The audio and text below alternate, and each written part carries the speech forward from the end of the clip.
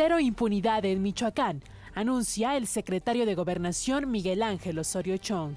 Cero impunidad en el caso de Michoacán y de cualquier otra entidad en donde funcionarios o personas estén involucrados con el crimen organizado o en cualquier comisión de algún delito. Avanzan leyes secundarias de la reforma energética en el Congreso de la Unión. Y una vez que se agote la discusión, nos daremos 24 horas para votar dichas inquietudes que se han planteado. Las reformas estructurales moverán a México, asegura el presidente Enrique Peña Nieto. Y por eso decidimos cambiar las cosas. Por eso decidimos emprender el camino del cambio, de mover a México y de lograr que México realmente tome un camino de mayor desarrollo y de forma más acelerada. Crisis en Irak amenaza con desestabilizar precio del petróleo a nivel mundial. Rusia impone sistema de prepago de gas a Ucrania. ¿Qué tal? Muy buenos días, bienvenidos al Primer Café en este martes 17 de junio, son las 7 de la mañana con 2 minutos, les damos la bienvenida como todos los días y agradecemos su presencia. Ana María Salazar, Raimundo Rivapalacio, ¿cómo están? Muy buenos días. ¿Cómo ¿Qué estás? tal? ¿Cómo les va? Muy buenos días. Qué gusto estar con ustedes en esta mesa. Pues nos amanecemos hoy con las apuestas para el Juego de México-Brasil. Sí, hombre. ¿Cómo vamos? Bueno, según las casas apostadoras, si gana Brasil va a pagar $3 por cada uno que le metas. Si gana México van a pagar $10 por cada dólar. Si hay empate, $4. ¿Qué te parece? Pero ahora por marcador. Si gana Brasil 2-0, se va a $6 por dólar. Si México gana 1-0 o 2-1, se va a $25. O sea, que le están apostando que México No, que México no le va ganar. No le va a ganar. Pero las diferencias no son tan grandes como se podría pensar, ¿no? Sí, esta es la cuarta vez que se enfrentan en un mundial de fútbol. La primera vez fue en 1954 en Suiza. Brasil ganó 5-0. La primera, en Brasil, en Maracaná, en el 50. Perdió México 4-0. Luego en Suiza, en el 54, perdió 5-0. Luego en Chile, en el estadio Sausalito, en la hermosísima Viña del Mar, a 40 minutos de Santiago de Chile, donde perdió 2-0. Si mal no recuerdo, fue el juego inaugural, y en ese mundial se coronó Brasil. Han jugado, y estoy en la estadística, Sí, ¿cómo se ve que soy ya Villamelón? Entonces recurro a los datos. Han jugado 38 veces. Brasil ha ganado 22, México ha ganado 10 y han empatado en 6 ocasiones. Ahora, México es uno de los 7 únicos equipos en la Copa en Brasil que ha ganado 2 de los 3 certámenes más importantes que hay en el fútbol, que son la Copa FIFA, que es la que no ha ganado, la Copa Confederaciones y los Juegos Olímpicos. Ha ganado la Confederaciones y los Juegos Olímpicos, y algo muy, muy interesante. En los últimos 8 juegos que han tenido los dos equipos, se han repartido 4 y 4 las victorias. Y hoy van a estar en la cancha 10 jugadores mexicanos que ganaron la medalla de oro en los Olímpicos, y 5, entre ellas las 5 estrellas de Brasil, que estuvieron en la final de la Olimpiada de Londres hace 2 años y que perdieron. Entonces vamos, todo apunta, como dicen las casas apostadoras, a que Brasil va a ganar. Además, es el país anfitrión. No es lo mismo jugar contra Croacia. Raimundo, los datos están equivocados, te lo juro. Yo no O sea, te ves, No. si tú ves lo que dice la tortuga brasileña y la tarántula sucia, dicen que México va a ganar hoy. Así que, por favor. Los datos no están equivocados. Las percepciones son otra cosa. Pero, entonces, mira, los datos son los datos. Es un dato duro.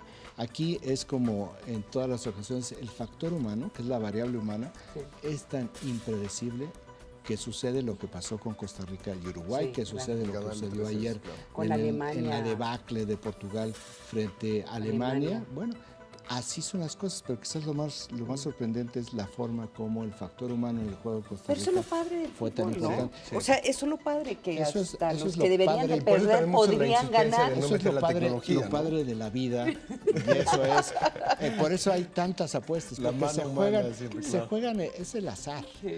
Bueno, salvo en otros torneos internacionales donde arreglaron los arbitrajes para que el azar tuviera la ayuda de la mano de Dios. Pero bueno, fíjate que el fútbol, el encuentro, es el quinto tema en el país informativo de la agencia Intelitec, que tiene 13% de los impactos. 13% de los impactos se van desde ayer en los portales y hoy en la prensa escrita de la Ciudad de México como un tema de alta relevancia, pero por supuesto que es de alta relevancia. Hoy el país se va a detener a las 2 de la tarde, va a contener el suspiro en espera de ver el resultado 1 hora 45 minutos después, más lo que añade el árbitro. El primer tema de 7, con 21% de los impactos, es muy importante, es el reporte del INEGI sobre comportamiento gubernamental, donde se ve que 12% de los mexicanos tuvieron un contacto con la corrupción el año pasado. De esto, 24.6%, es decir, 24,000 de cada 100,000 mexicanos tuvieron un contacto de corrupción cuando estaban haciendo un trámite. Es un trámite en el Ministerio Público, un trámite de licencia, un trámite del predial. Ahí es donde tuvieron un contacto donde les dicen, pues quiere usted agilizar, pues aquí usted sabe para los refrescos. Ahora, muy interesante es que la percepción ciudadana cae sobre sectores que no habían caído, que tenían muy buena opinión, como los maestros, como la iglesia y como los medios de comunicación. Son 3 sectores que se mantenían alto y no tenían ninguna caída durante mucho tiempo. Al contrario, habían subido en la percepción y en la credibilidad de la gente.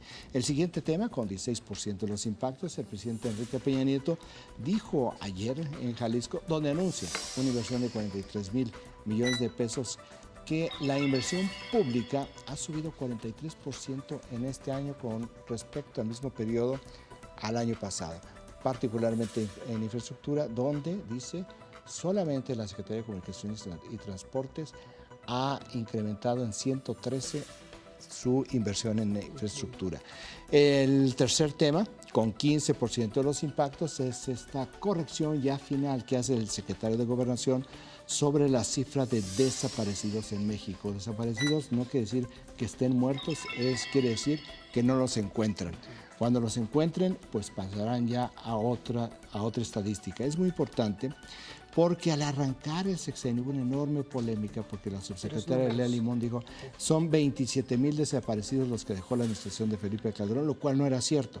Lo que dejó la administración de Felipe Calderón, sobre la base de la información de las procuradurías estatales, fue el número de 27,000 personas que no se sabía, era una base de datos, que tenían que averiguar qué era lo que había sucedido. Pues de estos 27,000 originales, ya se encontró a 11,000 de ellos. Pero parte de la polémica fue que el secretario de Gobernación había bajado ese número a 8,000, que también se le empezó a cuestionar sobre eso. Entonces ya lo sube a 16,000.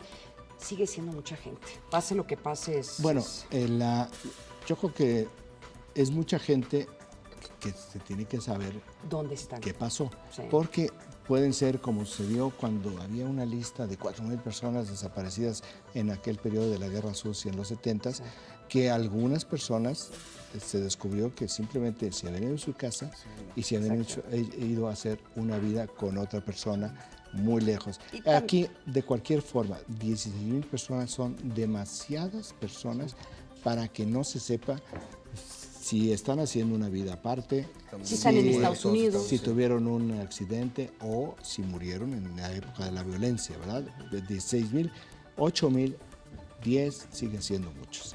El siguiente tema, con 14% de los impactos, se refiere a que las Comisiones Unidas de Presupuesto y Energía Ayer se declararon solemnemente en sesión permanente, sí, increíble, bien, ¿verdad? Qué Y lo que bonito. aprobaron para aprobar una ruta de trabajo y formato en materia de la reforma, de las leyes secundarias de la reforma energética, que van a incluye que acudan secretarios de Estado, funcionarios federales, a seguir hablando sobre lo que ya han hablado muchísimo.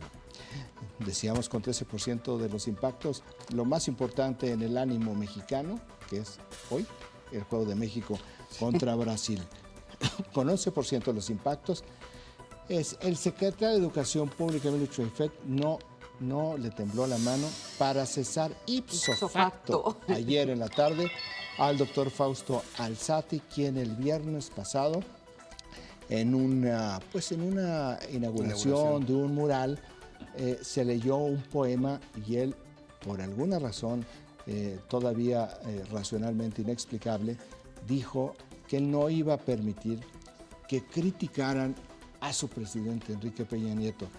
El poema que se estaba leyendo se escribió hace 66 años, fue en 1948. Es más en el contexto de Lázaro Cárdenas que de Enrique Peña Nieto, que yo no sé si para entonces sus padres ya se habían conocido. Lo que sí estoy absolutamente seguro, y como dijo en su campaña, se los firmo y se los cumplo, él no era ni siquiera un proyecto en las mentes más salvajes de cualquier persona, porque nació más o menos 20 años después. De cualquier manera, como este tipo de acciones a quien perjudican directamente es al presidente de la República, el secretario de Educación dijo, se va el doctor Fausto Alzati, televisión educativa, que era lo que él dirigía, o algo muy importante, porque se transmite o tiene una conexión con más de 200 canales educativos en todo el continente americano, está en este momento, le entregó al administrador de televisión educativa y todavía no se anuncia quién lo va a sustituir. Y como último tema, 10% de los impactos, ayer hubo un seminario en Banamex donde se dijo un dato muy interesante.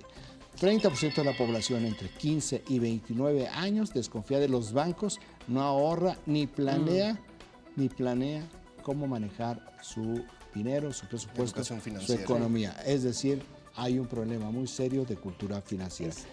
Ese es el país, pero hay un problema de cultura financiera también, Raimundo, porque esa generación de mexicanos no tiene dinero. O sea, lo poquito que lo tienen, yo creo, y la desconfianza que le tienen las instituciones, pues decir, pues mejor. Pero a nivel también poco educativo, ni medio, ni superior, ni nada. El universo es de 15 a 29 años. Sí, ¿no? Es decir, aquí ya tienes tú cuando menos 8 años que ya ingresan algún tipo de dinero. Pero ellos están ganando aproximadamente 15,000 pesos a lo mucho.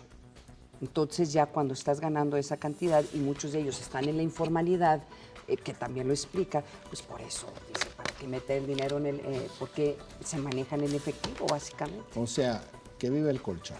Básicamente. Está bien. ¿No querés? Oigan, vámonos a las portadas.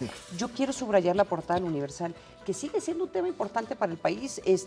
Me sorprende que salga el día de hoy, pues ya viendo tantos otros temas, pero sí, qué bueno que lo están subrayando. 102 periodistas muertos en el país en 14 años. En 9 años se han registrado, además, 22 desapariciones.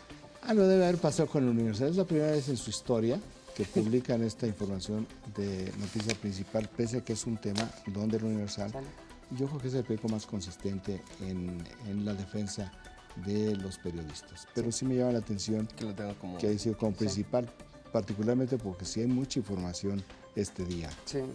Y deja ir la UNAM talento en proceso de selección también, que es otro tema que no tiene nada que ver lo que está sucediendo en este momento, pero se ve que decidieron dedicarle la portada el día de hoy a estos reportajes investigativos. ¿Sí?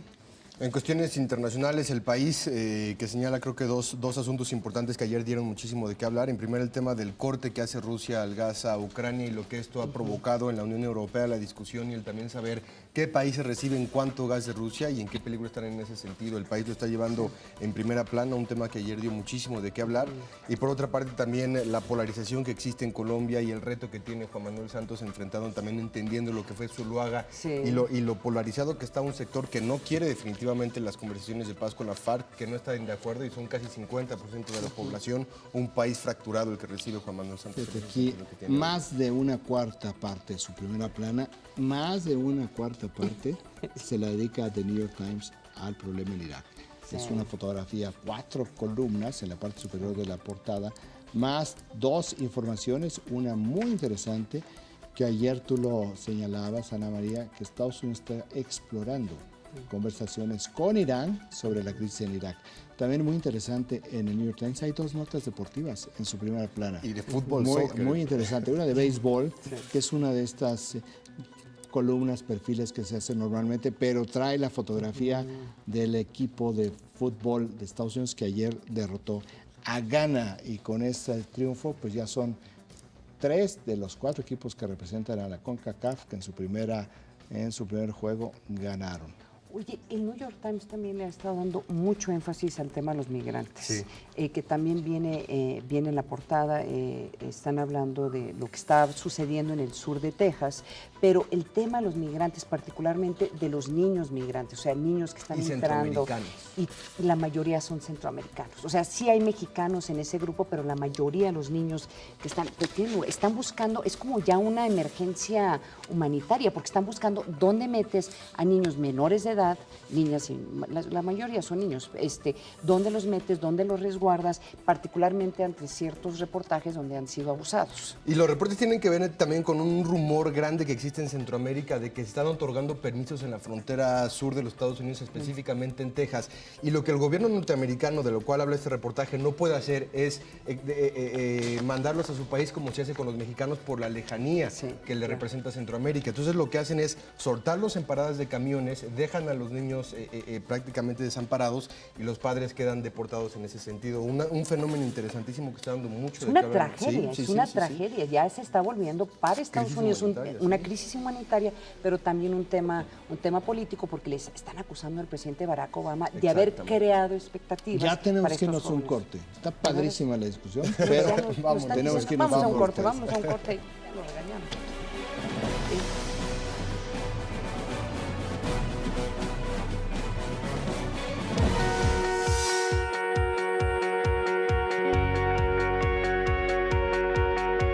La Cruzada Nacional contra el Hambre ha hecho posible que más de 3 millones de personas estén comiendo mejor. Hoy, a un año de su anuncio, ya está dando resultados. La Cruzada ha hecho posible que la vida de millones esté cambiando. No solo significa llevar comida a la mesa de los más necesitados. Es un ciclo de vida que está en movimiento, transformación y cambio, para lograr igualdad, inclusión y prosperidad. La Cruzada logra esto gracias a una estrategia integral en donde los 3 niveles de gobierno, la participación ciudadana a través de los comités comunitarios, de los voluntarios y brigadistas de todas las edades, de organismos de la sociedad civil, se han unido por un solo objetivo. A un año, aquí están las historias de los hombres y mujeres que decidieron trabajar juntos para salir adelante.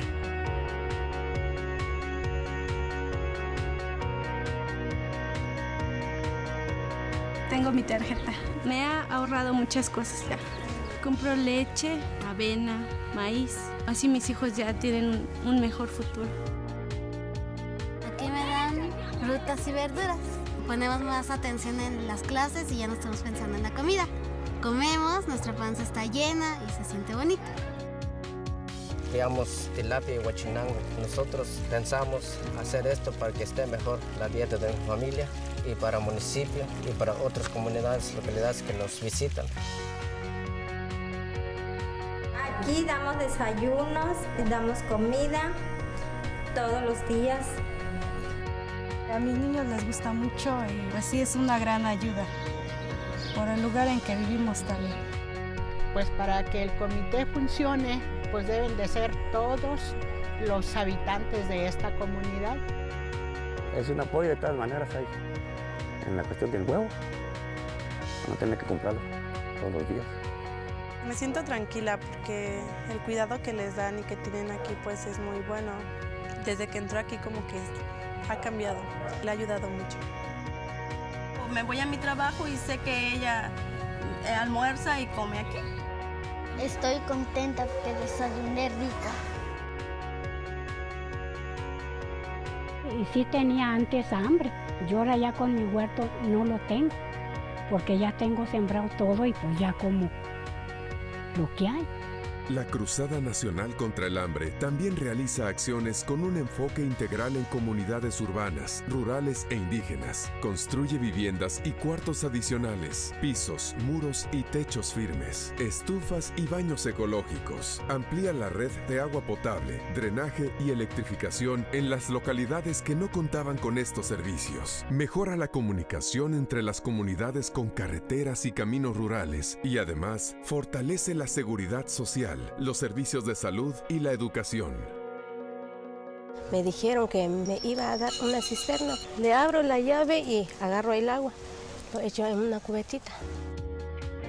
De este proyecto de empleo temporal veníamos a trabajar contento, ganamos nuestro dinerito y aparte de eso nuestros hijos quedaron beneficiados con nuestro baño.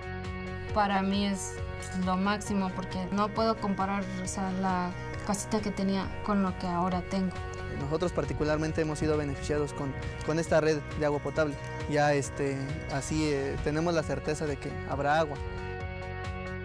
Ahora que contamos con el apoyo, pues tenemos ya para ir en transporte público, para poder llegar sin correr ningún riesgo. Ahora con el baño que ellos nos pusieron, tenemos la bajada del agua, tenemos la regadera y pues ya está mejor mi baño. Ya mi cuarto está un poco más limpio y la verdad se vio el cambio y mi familia está muchísimo más contenta con el piso. Nunca no tuvimos padres, aquí estábamos a los cuatro vientos. Ahorita me siento contenta porque ya todo ya cambió y si me sigue apoyando más. Estamos celebrando trabajando porque aún queda mucho por hacer. Pero sin duda, la cruzada es una realidad que se quedará en México por muchos, muchos años.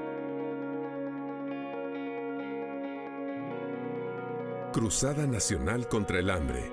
Un año cumpliendo. Mover a México. Gobierno de la República.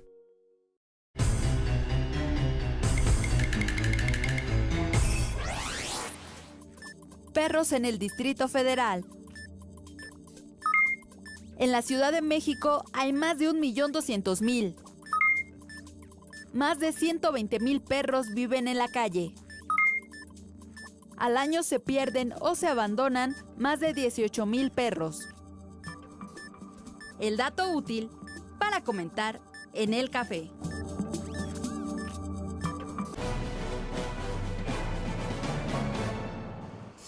El Instituto Nacional de Estadística y Geografía presentó la primera encuesta nacional de calidad e impacto gubernamental 2013 que se realizó a más de 100.000 habitantes en todo el país.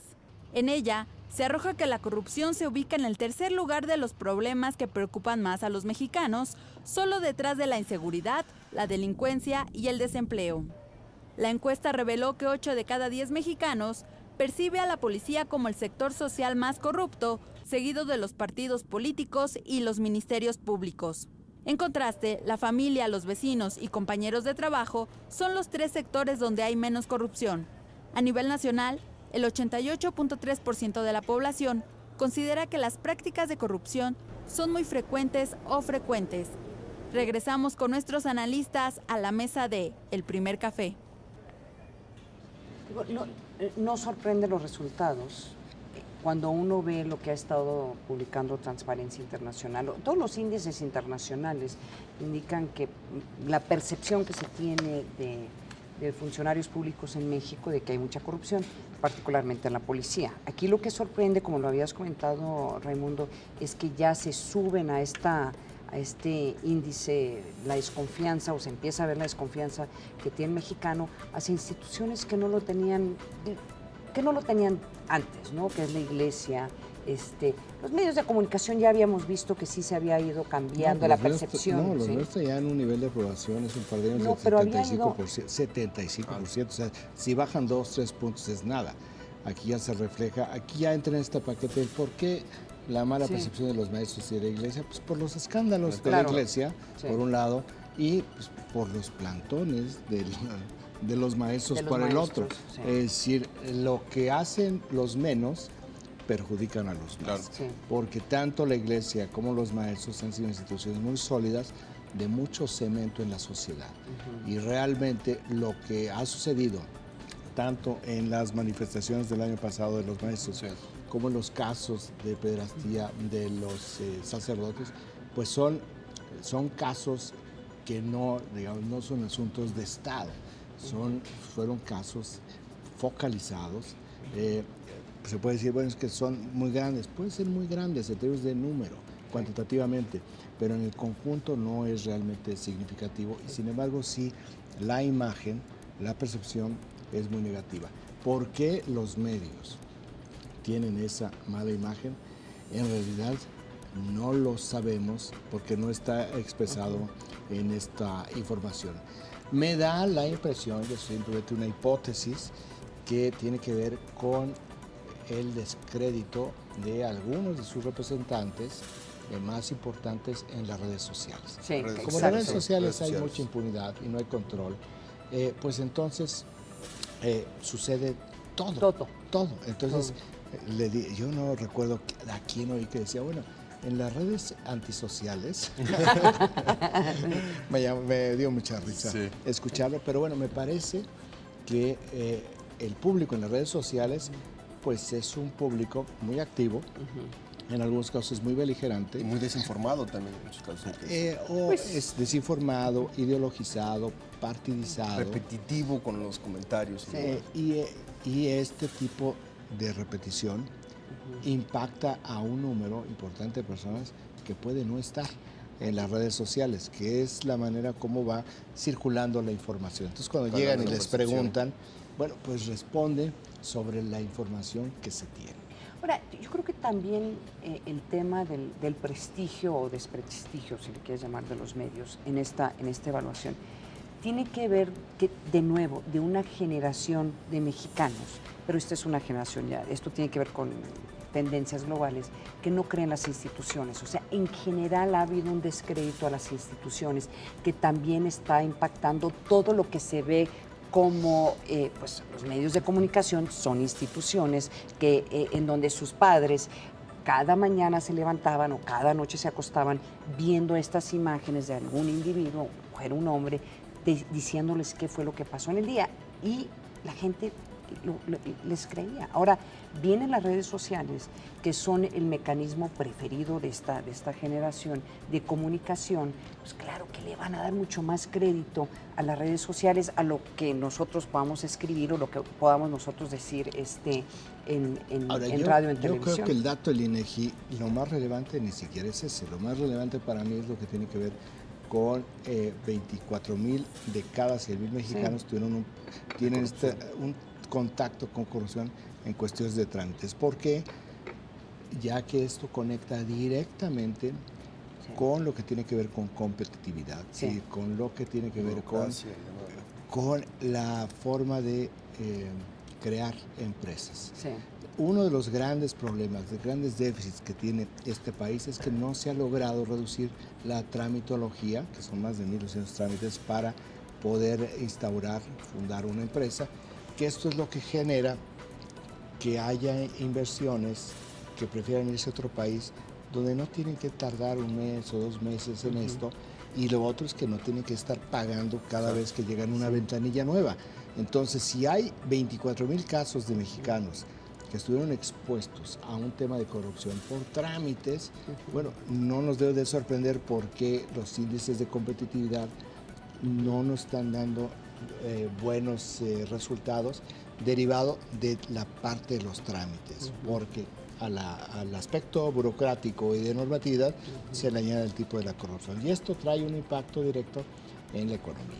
Si hay empresas que deciden no venir, hay compañías, conglomerados que deciden no venir a México porque es muy problemático instalarse, pues entonces esas son fuentes de trabajo perdidas.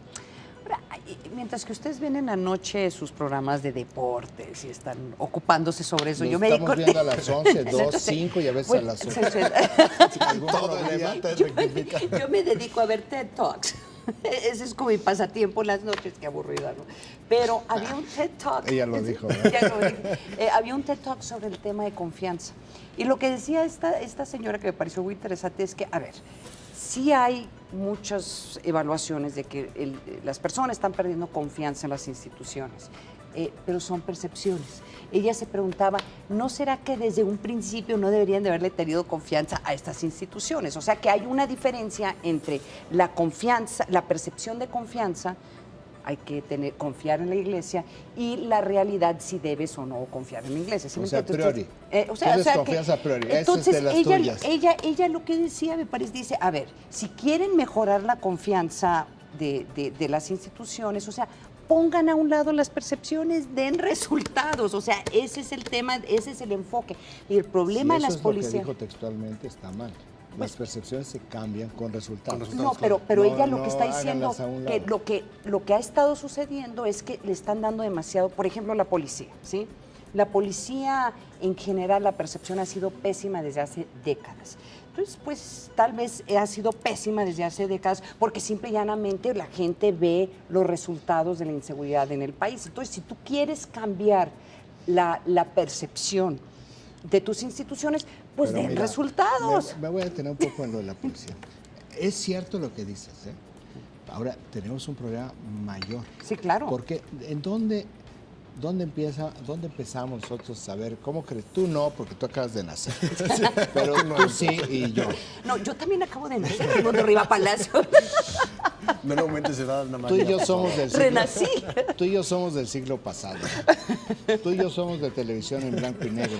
Bueno, a dónde voy es... Si a ti te descalificaron, demográficamente no estás en este grupo. Los programas de televisión favoritos de nosotros los consumidores era donde se construyó el estereotipo de que el policía de crucero era un corrupto. Sí, y en lugar de decir, oigan, esto no, en lugar de que hubiera una autoridad que dijera, oigan, es muy gracioso, pero ¿saben qué es lo que está sucediendo? Que dentro de 30 años, no importa lo que se haga a nivel de policías, la percepción en esta generación de echados a perder, tú estás de nuevo salvado, en esta generación de echados a perder, vamos a tener por principio, por las dudas y por si acaso, pero además a priori, decir, policía es igual a corrupción. Entonces, no, lo que te estoy diciendo es que es algo más complejo. ¿No era eso la intención de la gendarmería, también el cambiar la percepción que se tiene sobre la policía y la autoridad que tiene un policía varias como cosas, tal? Pero lo que digo es que hemos contribuido colectivamente al todo. Culturalmente o socioculturalmente estableciendo este tipo de estereotipos. Se ha contribuido también porque los niveles de inversión en los cuerpos de seguridad fueron tan bajos y tan menospreciados que simplemente le abrieron la puerta a un buen número de cuerpos de seguridad a que se fueran del lado del mal. Sí, claro. Del lado del mal, primero como empleados y luego como jefes. Entonces, se nos juntaron todas las cosas. Yo no digo que no sea un problema. Lo que digo es que aquí hay un trabajo colectivo que para cambiarlo tendría que volverse a reconstruir de una manera, digamos, integral la parte de la confianza en las instituciones. ¿Con qué? Sí. Con resultados. Con resultados. También con los resultados ahorita es lo único que en el mediano y largo plazo es lo que te puede llegar a cambiar la Pero ¿cómo lo percepción? confrontas con lo inherente que es la corrupción dentro de la sociedad mexicana en ese sentido, más allá de las instituciones? Porque esa es la otra parte, porque decimos, es que mira nada más, este político y este policía y este qué corruptos. Y lo que sucede es que somos muy laxos en esto, porque también se hace la pregunta, vamos, ¿cuántas de estas personas que les dice, pues usted tiene que aportar para los refrescos, le entran? Sí. Bueno, pues cuando menos, haciendo una lectura rápida y no precisa de la encuesta del INEGI, pues un 36% dijo, pues yo le entro. Un 64%, que es muy bueno, dijo, ¿saben qué? Yo no hago nada, que te lleva a otro problema, ¿verdad? Sí, claro. No te lleva a nada de corrupción, no hago nada, y entonces, ¿qué es lo que sucede? Estás en terrenos de la ilegalidad. Lo importante de este reporte del INEGI es lo que acabas de decir. Algo son las percepciones, o sea, cómo percibes tú a las instituciones, y algo es el hecho de que tú ya estás reportando que yo he participado, porque a final de cuentas le piden el dinero y uno está dispuesto a pagarlo, ¿sí? Generalmente. Entonces, es como, esto es más allá de percepciones. Al final es un asunto de incentivos. Exacto. Como es todo. ¿Cuál es el incentivo para un ciudadano recto? Muy poco. Muy pocos. Muy poco, En este país, porque, muy pocos. bueno, si tú haces un trámite, si tú vas y haces un trámite por la vía normal, bueno, te tienes que llenar de paciencia el estómago y sobre todo disponer de horas. De horas, 1, 2 o 3 días, porque no hay ningún incentivo para aquellos ciudadanos que decidan, pues yo voy a ir por las cosas de acuerdo a cómo está establecido. Bueno, si pensamos adicionalmente a esta problemática, que se tendrían que cambiar los incentivos y que el incentivo de delinquir o de ser corrupto tuviera un costo, pues a lo mejor en 30 años, 20 años, 30 años, un cambio de generación, pues ya no vamos a estar viendo este tipo de indicadores y los temas de corrupción sean la excepcionalidad y no la norma. Y la informalidad también en ese sentido, ¿no? Pasarse de la informalidad a la formalidad con los incentivos suficientes y necesarios. Aunque el problema de la informalidad es un problema global. El asunto es cómo vas reduciendo. La economía de Alemania, el 10% de la economía es informal. En Bélgica, que es un país chiquitito, es como Tlaxcala, que aceleras y ya llegaste a Holanda si vienes de Francia. El 30% de la fuerza productiva pues tiene un segundo empleo. Oye, Raimundo, Juan Pablo no se la cree que había televisión en blanco y negro y que empezaba como a las 2 de la tarde. ¿Te acuerdas? ¿Qué hacíamos? ¿Qué hacíamos todo el día? Barras. Eran barras, ¿te acuerdas? Y luego eran caricaturas con música clásica. Claro. Eso sí, Tchaikovsky. Sí, bueno. Todas las primeras de Tommy Jerry y todas esas caricaturas, ¿no? Que estaban musicalizadas. No entiendes lo que veíamos. Sí, fíjate que antes del 2000 hubo otro ciclo. Oigan, y vamos con más información porque le comento que la Secretaría de Educación Pública informó que removió de su cargo al director general de Televisión Educativa, Fausto Alzati. Esto luego del escándalo en el que se vio envuelto tras interrumpir la inauguración de la exposición, como ya le platicábamos, de la muralista mexicana Aurora Reyes el viernes pasado. Esto que va a escuchar es parte del audio filtrado en las redes sociales. Vamos a escuchar.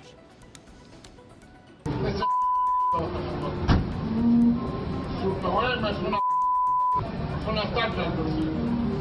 Que sí. Aurora, Aurora se habrá muerto. Híjole, estos son para las quemadas del día. Y en redes sociales se viralizó y fue todo un tema ayer. A mí me da mucha pena porque Fausto Alzati es un hombre muy preparado, es un hombre muy inteligente. Esta era su segunda oportunidad en el servicio público. Es una persona tan brillante, que hay un politólogo que ya murió, que escribió varios libros importantísimos en la última parte, en el último cuarto del siglo pasado, Samuel Huntington, cuyo alumno mexicano preferido siempre había sido Fausto Alzati, tanto que en su libro El choque de las civilizaciones, la parte que corresponde a México fue desarrollada sobre la base de las conversaciones que tuvo cuando estudió el doctorado en Harvard Fausto Alzati y la interacción que tuvo con este profesor muy respetado en el mundo sobre la Organización de los Estados Modernos, que entre sus exalumnos estaban, por ejemplo, el expresidente Carlos Salinas. Por eso es un poco esta capacidad académica, inteligencia de Fausto Alzati, que bueno, por lo que acabamos de escuchar, pues el día de su cumpleaños se tomó algo un poco más, Parecería horas en que tenía este evento, y bueno, sucedió lo que sucedió. Es una pena, por un lado, pero creo que esto es lo que hablamos de incentivos y castigos. Exacto. Un funcionario de ese nivel en la Secretaría de Educación Pública no puede hacer este tipo de cosas. Exacto. Y me parece que la Secretaría de Educación Pública hizo exactamente lo que tenía que hacer, porque el costo el costo no era para, en la parte final, para Fausto Alzati, era para Enrique Peña Nieto. Porque bueno, si han estado luchando contra los molinos de viento y los fantasmas con respecto al aspecto de la corrupción, y dicen, a la censura, y dicen, aquí no se censura, esta es una sociedad abierta. Lo acabamos de ver en España cuando estuvo el presidente y lo recibió un grupo de personas gritándole cosas. Dijo, bueno, pues esto es lo que refleja precisamente la apertura política en México, y viene aquí un funcionario de ese nivel, director de la televisión educativa, de la Secretaría de Educación Pública, hace esto, bueno, pues... Y de educación viene, es la, o sea, tal vez en algún otro puesto, tal vez no hubiera hecho tanto escándalo. Era inevitable, claro, inevitable, esto tenía que suceder. Porque lo peor, 66 años tiene ese poema. Sí. 66 años. Sí, no está. O sea, ni siquiera, no nada más, es una aberración que tú intentes ejercer un acto de censura en estas épocas, donde esto es imposible, sino que no nada más es el ejercicio de la censura absolutamente cuestionable y criticable, sino que estabas totalmente equivocado de contexto, de persona, de absolutamente todo, en lo cual tú estableciste tu fundamento, que además, como lo escuchamos, pues muy poco argumentativo para una persona tan capacitada. Ahora, también es un recordatorio que cualquier acto público o no público, un funcionario público está sometido a que te graben y que se suba a las redes casi inmediatamente. Bueno, y cuando es un evento público, pues... Pero aún los no públicos, o sea, cuando tú tienes reuniones cerradas, yo ya estoy encontrando más y más que le están pidiendo a los funcionarios que por favor dejen los celulares afuera. Más y más, en este gobierno no hay reunión en la cual tú no dejes tu celular afuera. Reunión de trabajo que no dejes tu celular. Fíjate la desconfianza que hay, que son tus asesores, o sea, lo que menos esperaría que tus secretarios. ¿Sí? Son varias cosas. O sea, no es una reunión de gabinete para ver qué es lo que... No se vayan a sacar una selfie y no vayan a grabar. Una reunión de gabinete no es así. Es un asunto que también tiene que ver con la seguridad. Exacto, ¿no? Entonces no vayan a estar aquí. GPS y demás, tiene muchas cosas. No vayan a estar aquí metiéndonos, porque ya sabemos que los teléfonos, los dispositivos móviles, aún apagados, te pueden grabar. Te pueden grabar, ¿no? Vamos. Ya están paranoicos. Es el nivel de tecnología y lo hacen en todo el mundo. Sí, tampoco es un asunto local, pero tú no puedes ser cuando vayan a un restaurante público. Cuando van a un restaurante y que ven cómo están abriendo los celulares y que le quitan la pila, es por eso, porque tienen miedo que les vayan a grabar. Pues con más información, una buena noticia para el mundo del automovilismo. El expiloto alemán Michael Schumacher ya se recuperó tras salir del coma en el que se encontraba desde hace medio año. Vamos a conocer la información. El expiloto alemán de la Fórmula 1, Michael Schumacher, ya fue trasladado a un centro médico de la ciudad suiza de Lausana para continuar su recuperación, luego de salir del estado de coma en el que se encontraba desde fines de diciembre pasado, cuando sufrió un accidente de esquí en los Alpes franceses. El portavoz de la familia, Sabine Kem, agradeció a los doctores y enfermeras por el tratamiento al que fue sometido Schumi y aseguró que no se darán pormenores sobre el estado de salud del campeón de la Fórmula 1. Esto por el respeto al secreto médico y al derecho de su familia a la privacidad. Regresamos con nuestros analistas a la mesa de El Primer Café. Qué tragedia, ¿eh? 7 veces campeón mundial de la Fórmula 1. 7 veces. No hay nadie que haya ganado tantos títulos con Michael Schumacher y que, pues, esquiando, un tipo experto en la parte del esquí alpino, tiene este accidente en diciembre y despierta finalmente del coma, pero como tú decías, Juan Pablo, hace unos momentos, afuera del aire, no sabemos en qué condiciones se encuentra. El hecho de despertar abre los ojos, en los reportes periodísticos, abre los ojos muy de vez en cuando, tiene cierta conciencia, pero no tiene ni comunicación ni cualquier tipo de movimiento. Es decir, entonces, abre los ojos, los doctores no se sabe, reconocen una conciencia, pero no se sabe si reconoce a las personas, exacto, si lo que tiene es una muerte cerebral y está viviendo una vida vegetal, no lo sabemos. No hay nada, lo que sí es... y la familia lo tiene también muy secretivo. Sí, lo llevaron a Lausanne, en Suiza, a una clínica especializada donde se adaptó una parte del hospital para poder darle el máximo de privacidad. Cosas que lo han hecho desde un principio, pero sí no debemos de estar celebrando plenamente porque algo está mal en su salud, y hasta que Michael Schumacher no salga al balcón del hospital, salude y conteste algunas preguntas, no podremos decir que realmente un coma de 5 meses el milagro de Michael Schumacher. Un coma de 5 meses tiene un efecto enorme sobre el cuerpo, sobre el cerebro, sobre las funciones. Es decir, también más allá del golpe, el hecho de haber estado en coma tanto tiempo, en coma inducido, con el cuerpo enfriado en hipotermia y demás. Tiene que tener un impacto. Sí. Bueno, decían que tenía un daño cerebral. O sea, irreversible. No sabemos de qué tamaño es ese daño cerebral. Son las 7 de la mañana con 48 minutos. Vamos a nuestro último corte aquí en el Primer Café. Regresamos con mucho más. Escríbanos a las redes sociales. Corta, regresamos.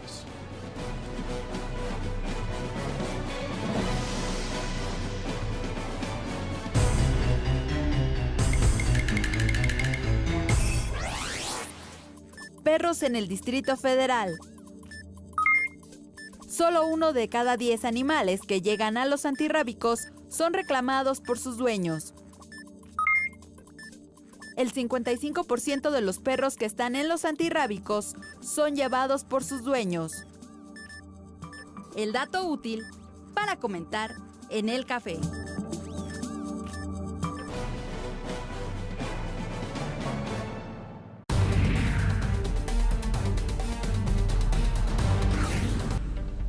Será hoy cuando la mesa directiva del Senado decida el método para continuar con el debate de las leyes secundarias de la reforma energética. Los senadores votarán para definir si el método de trabajo utilizado por las Comisiones Unidas de Energía y Estudios Legislativos Primera se apega a la legalidad del reglamento de esta Cámara. Esto luego de que el PRD se retiró de los debates el viernes pasado, argumentando la ilegalidad del proceso. Y una vez que se agote la discusión, nos daremos 24 horas para votar dichas inquietudes que se han planteado. Es importante comentarles que la mesa directiva no va a juzgar el trabajo de ninguna comisión. En San Lázaro, las comisiones de presupuesto y cuenta pública se declararon en sesión permanente para analizar las propuestas de leyes secundarias en materia energética que propuso el Ejecutivo. Los diputados analizarán la nueva ley de ingresos sobre hidrocarburos, la ley federal de presupuesto y responsabilidad hacendaria, así como la ley general de deuda pública. Estamos esperando que lleguen la aprobación por parte del Senado de la República de los dictámenes para poderlos resolver aquí en la Cámara de Diputados. Además, los legisladores aprobaron el calendario de reuniones con servidores públicos para el análisis en materia energética. El jueves 19 de junio, el gobernador del Banco de México, Agustín Carstens, comparecerá ante los diputados, mientras que el lunes 23 de junio harán lo propio los funcionarios de la Secretaría de Hacienda y Crédito Público. Por último, será el martes 24 cuando los servidores públicos de la Comisión Federal de Electricidad y Pemex se presenten ante esta Cámara. En el caso de la reforma político-electoral, los diputados avalaron el dictamen que reforma diversas disposiciones a la Ley General en Delitos Electorales, promulgada en mayo pasado. El documento fue avalado con 13 votos a favor y 3 en contra. Se turnó a la mesa directiva para que se aborde en la próxima sesión extraordinaria programada para el próximo 19 de junio. Regresamos con nuestros analistas a la mesa de El Primer Café. Pues Raimundo, a lo mejor me equivoqué, pero quién sabe. ¿Te acuerdas? En esta mesa tenemos una apuesta. Raimundo me dijo que estaba yo muy equivocada, de que tal vez sí salga la reforma energética en junio, a cómo van las cosas. Dicen que lo quieren sacar a mediados de julio. Todavía no sabemos qué es lo que determinó ayer la mesa directiva del Senado, que iban a evaluar si lo que había sucedido, si el procedimiento que se dio jueves, viernes, fin de semana, con respecto a la discusión de varios dictámenes en el Senado, estuvo dentro de la legalidad. Ayer decíamos que el senador Emilio Gamboa, que es el coordinador de la bancada del PRI en esa Cámara, decía que todo había estado apegado a la legalidad. Lo particular y lo general y las discusiones. Entonces se iba a discutir ayer, pero deben estar buenísimas la encerrona y muy complicado el argumento porque hay como un silencio. Sí, ¿verdad? ¿No? Y en el momento que hay un silencio es que están bien trenzados en cosas importantes, Sí. porque si estuviera roto el diálogo, pues ya tendríamos declaraciones en reguilete por todos lados. Estamos viendo también que, por ejemplo, el presidente del PAN, Gustavo Madero, dio unos cuantos pasos para atrás sobre su optimismo, lo cual, en términos de semiótica en las leyes secundarias, no es una buena señal, pero tampoco se han levantado de la mesa. Ellos insisten en lo que veíamos en este reporte, en la reforma política, y ya son varios los estados que han estado aprobando la reforma política, donde hay muchas resistencias de muchos gobernadores. ¿Va? Sí, pues un gobernador, ¿qué incentivo tiene? Desde el principio le dijeron a la presidencia, nosotros no nos gusta esta reforma. Eso de que el incentivo sea la democracia, como que no. No, para algunos gobernadores no es incentivo. Viva la democracia hasta que yo me enoje. No son reconocidos. Sí. Que viva la democracia de los vecinos, ¿sí? O sea, ese es el problema, que no hay un incentivo, y luego están los juegos de fútbol, y luego están las vacaciones, y luego están, bueno, ¿qué quieres que te diga? Yo no creo que vaya a salir, ¿eh? Bueno, Angela Merkel, la canciller federal, estaba en la primera fila del palco ayer viendo cómo aplastaba. Joe Biden también. Aplastaba, pero él sí aprovechó para una reunión bilateral con Dilma Rousseff para decirle, no te enojes, hombre, ya no te estamos espiando, porque además ya descubrimos que no tienes mucho que decir. Oigan, los precios del petróleo podrían ir en aumento debido a esto al conflicto en Irak. Vamos a conocer rápidamente la información.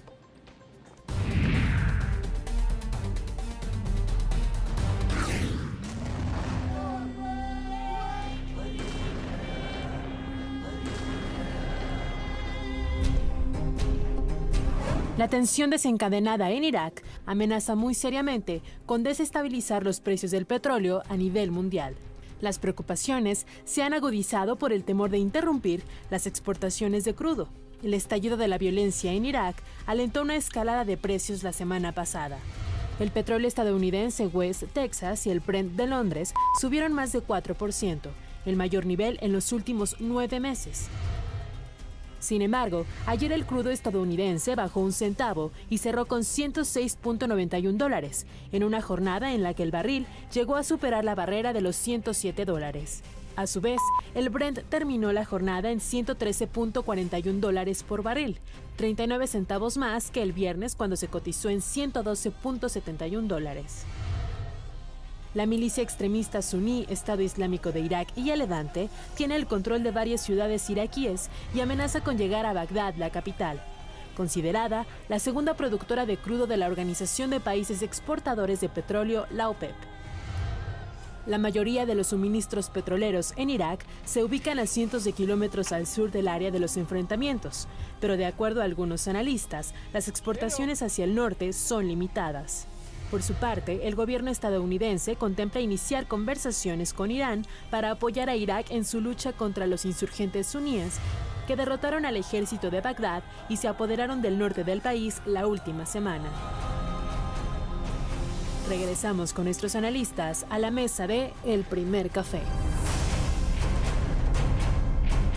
Oye, $106 en las compras ayer, pero ya las compras para el mes de julio están en $1 más y están previendo que de mantenerse puede llegar el barril de petróleo a $113, que sería una locura en términos de economía para Europa principalmente.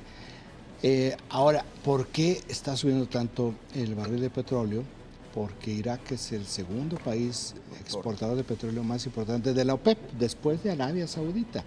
Exporta 3.3 millones de barriles de petróleo al día, que es como México tiene una plataforma petrolera de 1/3 parte, más o menos, de ese total, y donde se está dando este conflicto es en la zona norte de Irak, donde se encuentran los segundos campos petroleros más importantes de ese país. Estados Unidos ya está enviando casi 300 Marines, seguramente son Marines, pero para proteger la embajada. Lo que hablábamos ayer. Sí, lo que hablábamos ayer fuera del aire, de que lo que menos puede Estados Unidos enfrentar en este momento es esas imágenes de que están vaciando la embajada en Bagdad. Rompiendo documentos, metiéndonos al como triturador. Lo de Vietnam no lo quisimos decir ayer, pero eso es lo que tienen que... No lo quisimos decir porque no era lo mismo, pero ya lo dijo. No, las imágenes pero de abril de 1975 en el techo de la embajada en lo que era Saigón, hoy Ho Chi Minh City. Y si cae Bagdad, aguas, y están diciendo que no puede caer, no va a pasar nada. Pero van rumbo para allá. Van rumbo para allá. Sigue siendo el tema de la semana. Pues seguimos comentando mañana. Gracias, Raimundo. Gracias, Ana María. Gracias. Vamos, que gane México. Aunque no quiera Ana María. Tarde. Ahí No, yo sí quiero. Y la tarántula Susi también quiere que gane México. La tarántula está medio borracha. Saludos, gracias. Que no tuitee. Que no tuitee.